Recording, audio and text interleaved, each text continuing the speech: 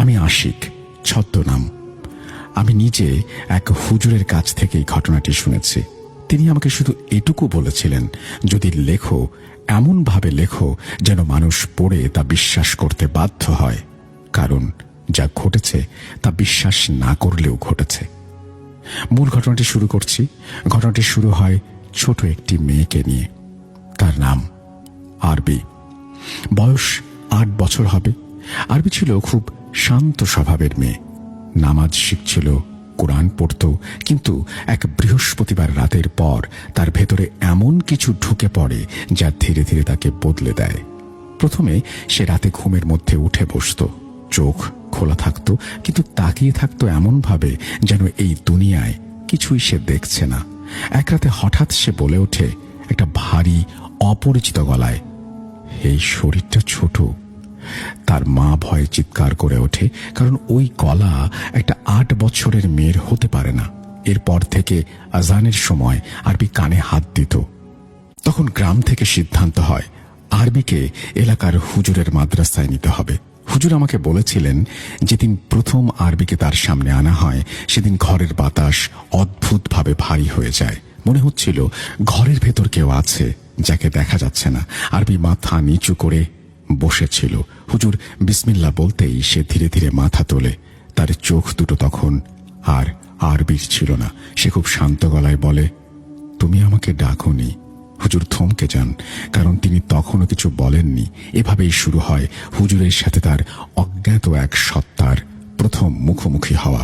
হুজুর সেদিন কোনো প্রশ্ন করেননি। তিনি বুঝে গিয়েছিলেন এই সত্তার নাম বলবে না, পরিচয় দেবে না। সেদিন থেকেই সিদ্ধান্ত হয় প্রতি রাতে আরবিকে মাদ্রাসায় আনা হবে, কারণ রাতে এই অদৃশ্য সত্তার শক্তি বেড়ে যায়। প্রথম কয়েক রাত হুজুর শুধু আয়াত পড়তেন। আরবি কাঁদত, কখনো হাসত, কখনো এমন শক্তি দেখাতো যা একটা শিশুর পক্ষে অসম্ভব। পঞ্চম রাতে হুজুর পূর্ণ রুকাইয়ার আয়োজন করেন। ঘরের দরজা বন্ধ, আলো কম, কুরআন শরীফ খোলা। যখন হুজুর সূরা পড়তে শুরু করেন, আরবি এমনভাবে চিৎকার করে ওঠে যেন কারো গলা ছিঁড়ে যাচ্ছে।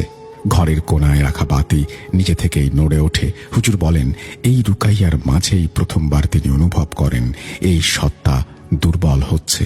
হঠাৎ আরবি মেঝেতে লুটিয়ে পড়ে। তার মুখ দিয়ে বের হয় এক কর্কশ আর্তনাদ, থাম। হুজুর তখন আরো জোরে জোরে আয়াত পড়তে শুরু করেন। আরবির ভেতরে থাকা জিনটি তখন কর্কশ কণ্ঠে বলে ওঠে, থাম। হুজুর তখন ধমক দিয়ে প্রশ্ন করেন, কে তুই? জিনটি বলে ওঠে, আমি খান্নাস।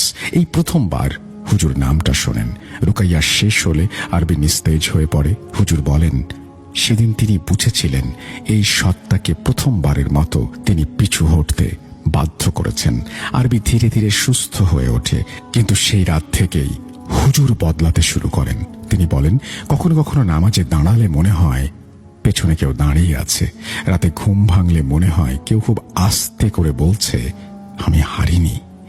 আমি যখন জিজ্ঞেস করেছিলাম, আপনি তাহলে জিতেছেন, হুজুর তখন অনেকক্ষণ চুপ থেকে বলেছিলেন, আমি শুধু আরবিকে বাঁচাতে পেরেছি। কিন্তু কিছু সত্তা হার মানে না। তারপর খুব নিচু গলায় বলেছিলেন, খান্নাস এখনো আছে, শুধু জায়গা বদলেছে। এই বলে হুজুর তার ঘটনা শেষ করেছিলেন, কিন্তু এর ভেতরের অনেক কথা আমি বলতে চেয়েও বলতে পারিনি। অনেক অংশ বাদ দিতে হয়েছে, যার কারণে আমি আন্তরিকভাবে দুঃখিত। আমি আর আমার বড় ভাই মিলে অনেক কষ্ট করে ঘটনাটা লিখলাম এবং 7 বার পড়ে দেখেছি কোনো ভুল হয়েছে কিনা। যদি ঘটনাটি সিলেক্টেড হয় অবশ্যই জানাবেন। হুজুরের আরও একটি ঘটনা আমি আমার ভাইয়ের কাছ থেকে শুনেছি এবং যদি আপনি চান আমি অবশ্যই পরবর্তীতে পাঠাবো। ভূত.com দীর্ঘজীবী হোক। এই বলেই তিনি তার ঘটনা শেষ করেছেন।